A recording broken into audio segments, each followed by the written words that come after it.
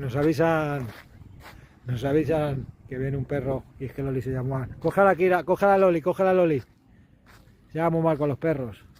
Entonces, ¿la pongo agua? Aquí estamos haciendo una parada y está el perro ahí dando guerra, que como suelta Loli la vamos a tener. Entonces hay que esperar para ver un poquito de agua. La gente no se encarga de sus perros.